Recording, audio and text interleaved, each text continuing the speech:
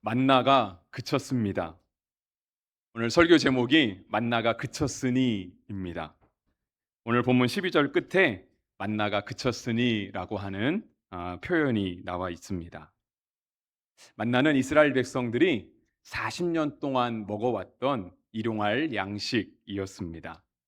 처음 등장하는 것은 출애굽기 16장에 등장을 합니다. 하나님께서 출애굽기 16장에서부터 출애굽기 16장은 이스라엘 백성이 애굽에 살다가 출애굽한 바로 그 초창기 시절입니다. 그때부터 하나님께서는 이스라엘 백성에게 값없이 만나를 주셨습니다.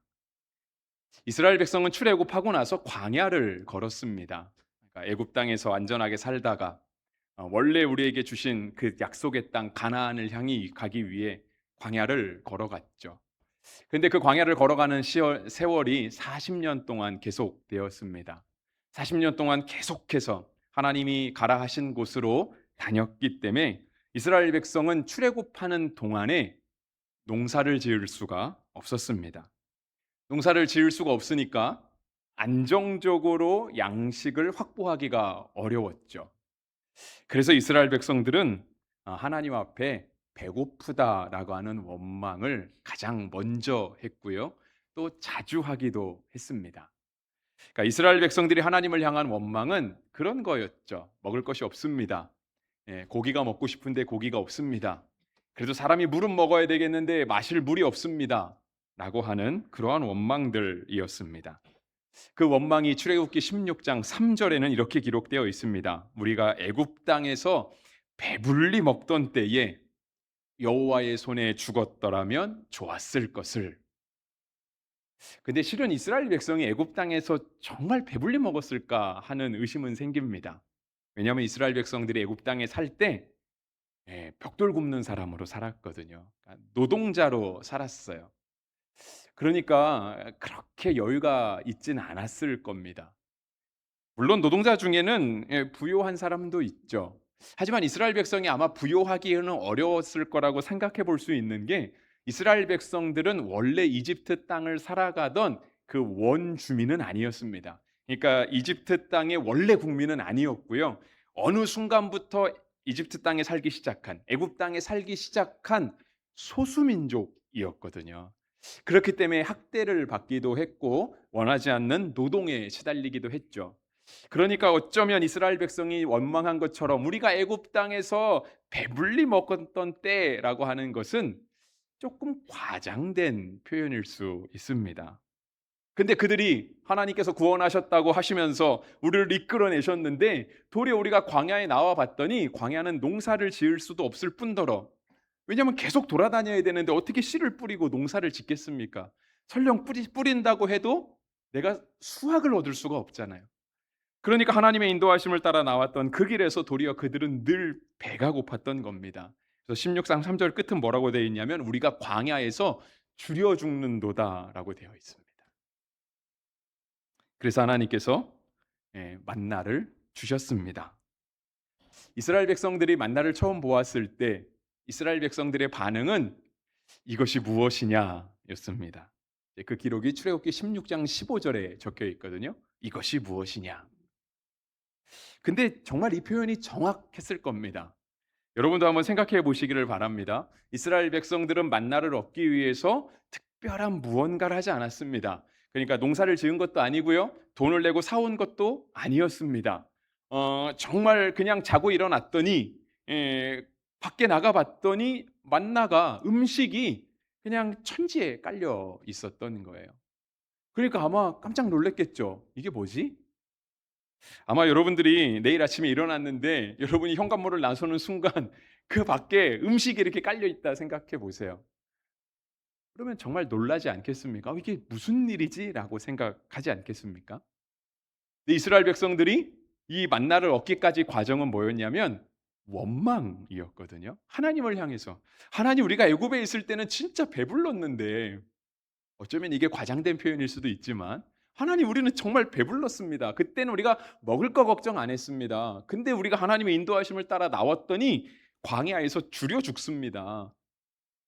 여러분, 하나님이 늘 우리를 사랑하시고 우리에게 늘 좋은 것을 주시려고 하시는데, 우리도 누군가에게 뭔가를 줄 때 저 사람이 정말 감사하면서 기다리는 마음으로 보면 너무 좋지만, 저 사람이 막 원망하면서 왜 안 주지?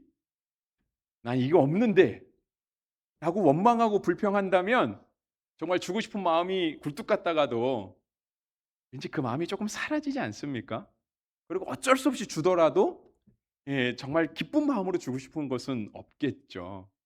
근데 이스라엘 백성들이 지금 그 상황이지 않습니까? 하나님의 인도하심을 따라 나왔어요. 근데 나오는데 배고픈 거예요. 그래서 하나님께 원망했어요. 그런데 하나님이 그 다음날 아침에 자고 일어났더니 만나가 먹을 게 진짜 주변에 온통 다 깔려 있는 거예요. 우리 어른들, 예전에 어려운 시절을 보내셨던 어른들이 요즘 젊은 세대를 보고 하시는 말씀이 있잖아요. 옛날 우리 때는 먹을 거 없었는데 지금 천지사방에 다 먹을 거이지 않냐고. 그러니까 그런 상황이 이스라엘 백성들에게 벌어져 있는 겁니다. 그러니까 아마 이스라엘 백성이 이게 뭐지? 라고 했을 겁니다. 게다가 만나는 하나님이 주신 원칙이 있었습니다. 그건 뭐냐면 첫째 날부터 여섯째 날까지는요, 매일 아침 만나가 내리는 거예요.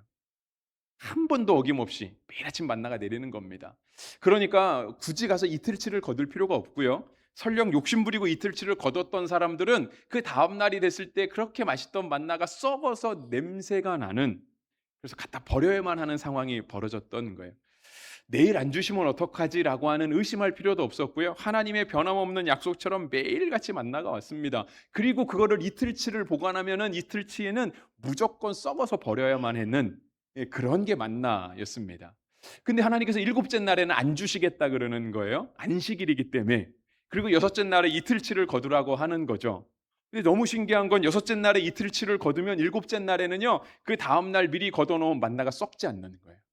아니, 어제까지만 해도 썩었는데, 그리고 내일 되면 또 분명 썩을 건데, 희한하게 일곱째 날에는 안 썩는 겁니다. 냄새도 안 나고. 그러니까 그들 마음 가운데 진짜 이게 뭐지? 아마 그런 생각이 들었을 겁니다. 그래서 원래 만나라고 하는 뜻에는요, 히브리어에 무엇인가라고 하는 그 의문사가 만나라고 하는 말 안에 들어가 있습니다. 그러니까 히브리어로 무엇, 영어의 what에 해당하는 단어는 바로 마입니다.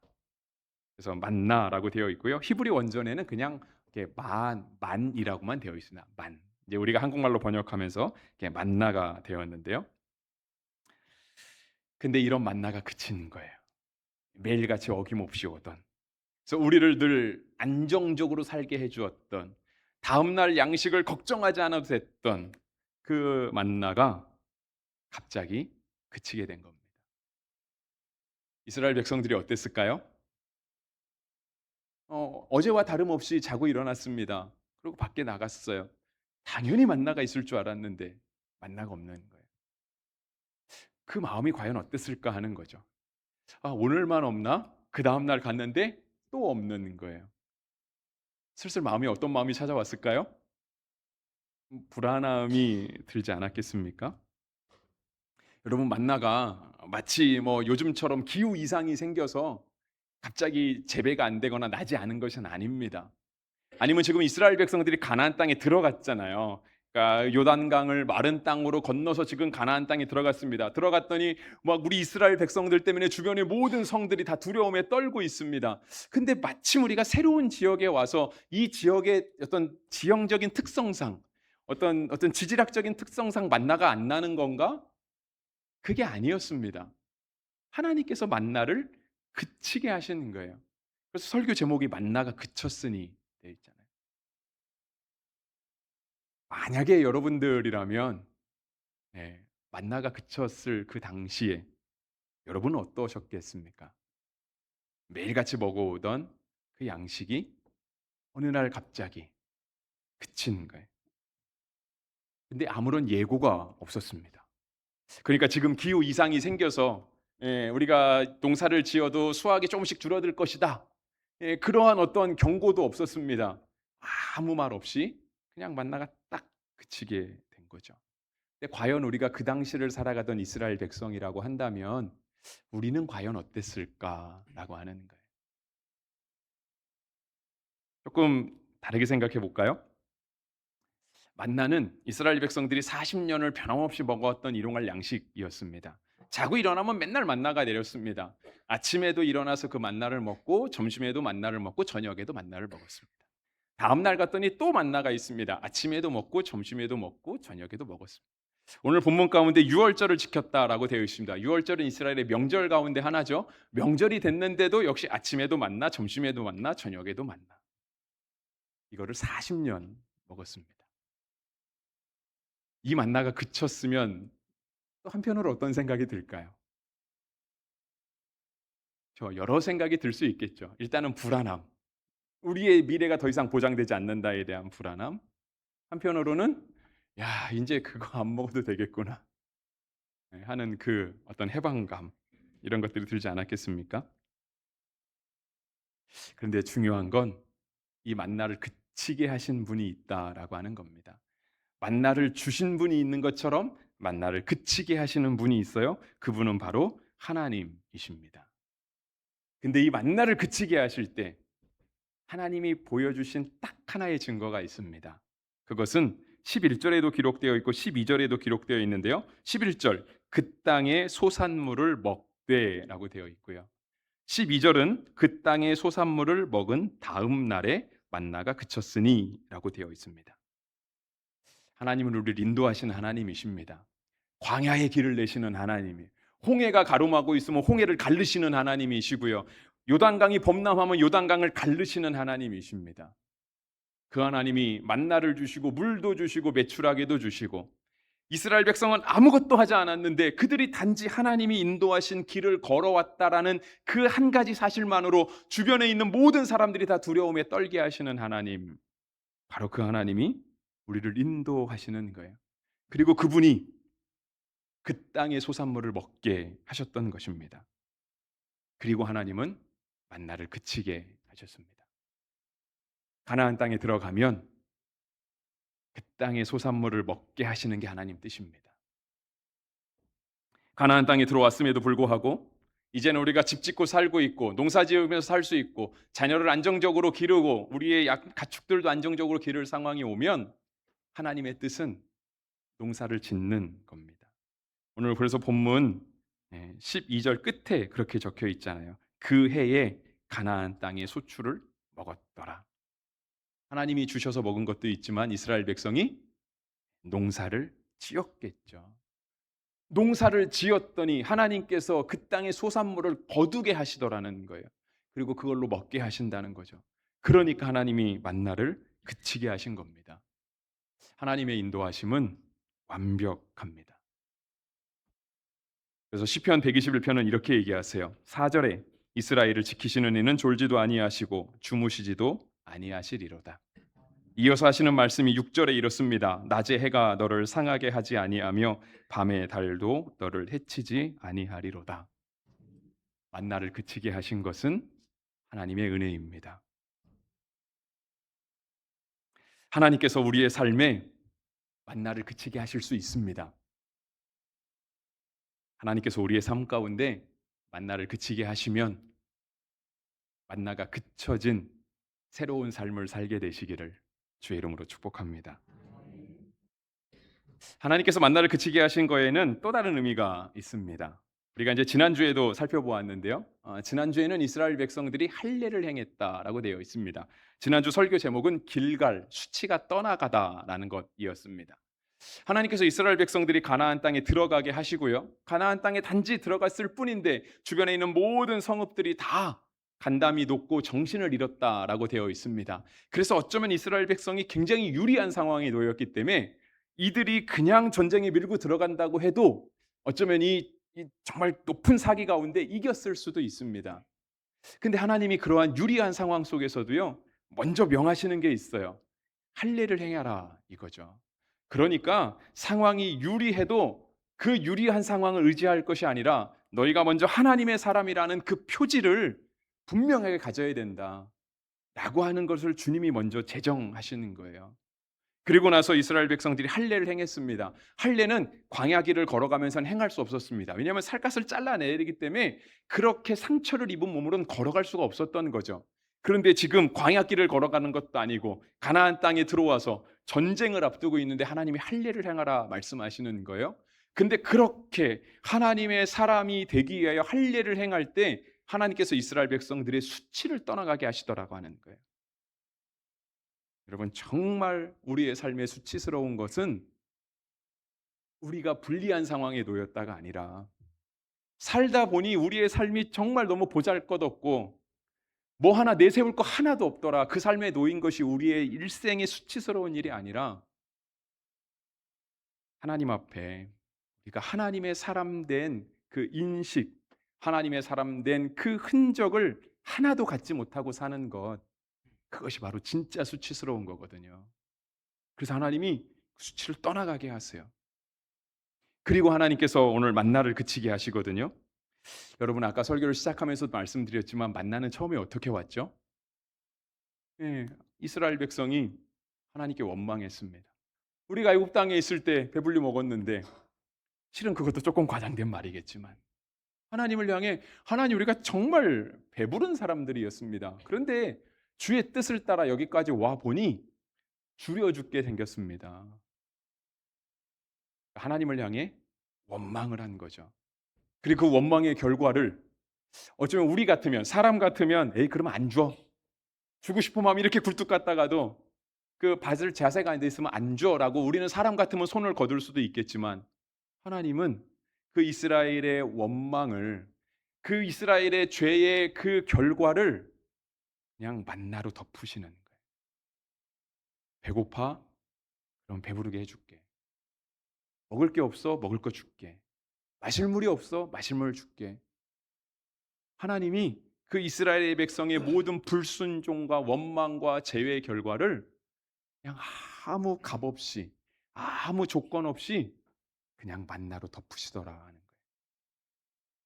그래서 정말 만나 이게 뭐지? 라고 할 때 우리의 가운데 어떤 마음이 들어야 되냐면, 우리의 죄가 정말 크구나. 그런데 우리의 죄를 덮는 더 크신 하나님의 은혜가 있구나. 그걸 느껴야 되는 겁니다. 근데 그걸 언제 느끼냐면 매일 아침 느끼는 거예요. 자고 일어나서 밖에 나갔더니 만나가 깔려 있는 걸 보고, 그걸 보면서 나의 죄인됨, 하나님의 구원하심, 그걸 먹으면서 나의 죄인됨, 하나님의 구원하심, 그걸 경험하는 거예요.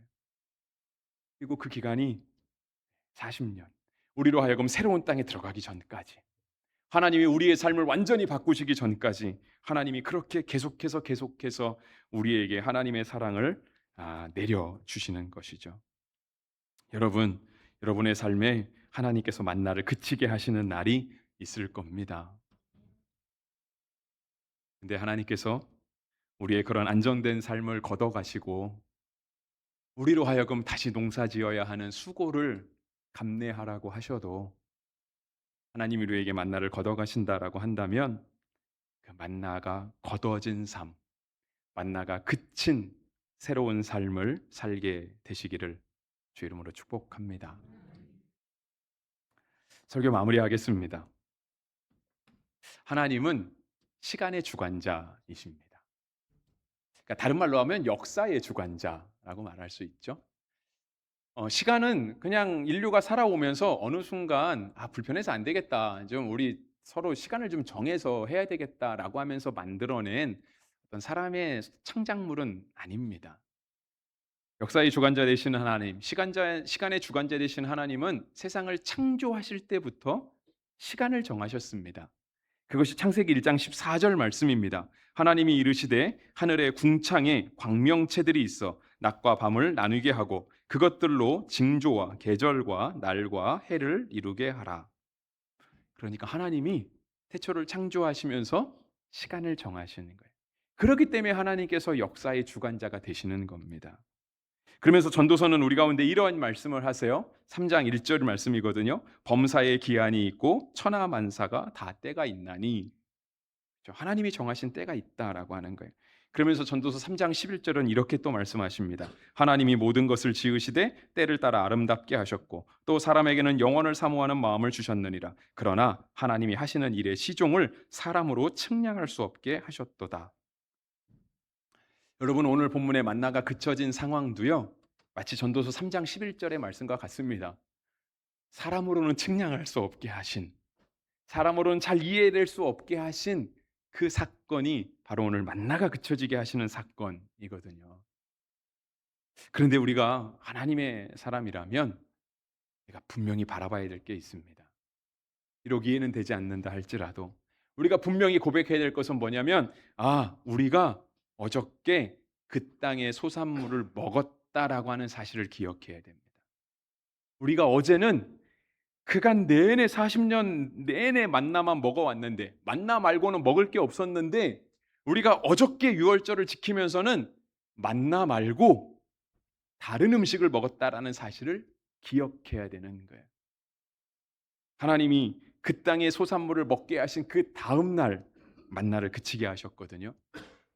우리가 바라봐야 될 것은 만나가 그쳤어, 이제 큰일 났어, 그게 아니라 하나님이 어저께 우리에게 이 땅의 소산물을 먹게 하셨어. 40년 우리에게 주시던 그 음식이 아니라 새로운 땅에서 하나님께서 새로운 음식을 우리에게 주셨어.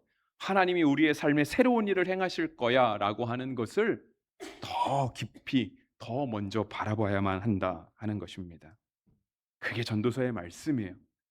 하나님이 모든 것을 지으시되 때를 따라 아름답게 하셨고 또 사람에게 영혼을 사모하는 마음을 주셨다. 그것은 곧 하나님을 바라보는 마음을 주셨다라는 거잖아요. 그런데 우리는 우리의 삶에 일어나는 일, 삶이 내 거라고 말하면서도요, 우리는 우리에게 일어나는 일을 잘 알지 못합니다. 전도서의 표현에 의하면 일의 시종을 알 수가 없어요. 근데 하나님께서 우리에게 분명 주신 것은 영원을 사모하는 마음이거든요. 하나님을 신뢰하는 마음, 이 일을 하나님이 지금 하고 계신 거야라고 고백할 수 있는 그 마음을 하나님께서 우리 속에 주셨다라고 하는 거예요. 그러면 우리는 그 마음에 집중해야 되는 거예요. 요즘 팩트라고 하잖아요. 팩트가 뭐야? 여러분 만나가 그친 것도 팩트입니다. 그죠? 하지만 그 땅의 소산물을 먹은 것도 팩트입니다. 그러면 우리에게 영혼을 사모하는 마음을 주신 하나님 앞에 성도가 가져야 될 마음은, 하나님이 우리에게 새 일을 행하시는구나, 우리에게 그 땅의 소산물을 먹게 하시는구나, 하나님이 이제 우리에게 광야의 생활을 마치게 하시고 가나안 땅에 살게 하시는구나라고 하시는 그 마음에 우리가 더 집중해야 하는 것입니다. 여러분 여러분의 삶 가운데 지금까지 살아오시면서 만나가 그쳐지는 일이 있지 않으셨나요? 저 우리가 지금까지 살아오면서 하나님이 분명 우리에게 만나를 그치게 하신 일이 있습니다. 근데 여러분 그때 여러분 어떻게 반응하셨나요? 이스라엘 백성들이 지금 만나가 그친 상황에 왔잖아요. 우리도 만나가 그쳐지는 일을 겪으면서 우리도 하나님 앞에 보였던 반응이 있습니다. 여러분 우리가 앞으로 살아가면서 하나님께서 우리에게 만나를 그치게 하시는 일이 분명 또 있겠죠, 그죠? 없으면 이상하지 않겠습니까? 분명히 있습니다. 왜냐하면 하나님은 세상 끝날까지 우리를 떠나지 않으시거든요. 하나님은 내가 세상 끝날까지 너희와 함께 하시겠다고 약속하신 하나님이시거든요. 그렇다라고 하면 하나님이 분명 우리의 삶 가운데 만나를 그치게 하실 거고요, 가나안 땅에 들어가게 하실 거고 그 땅의 소산물을 먹게 하실 거라는 거예요. 그 일은 분명히 있을 겁니다. 근데 과거에 우리가 만나가 그쳐지는 일을 겪었을 때 하나님 앞에 어떻게 반응했는지를 기억해 보시면서 하나님께서 앞으로 우리의 삶의 만나를 그치게 하실 때 우리가 하나님 앞에 어떻게 반응할 것인가, 그 답을 정하실 수 있기를 주의 이름으로 축복합니다.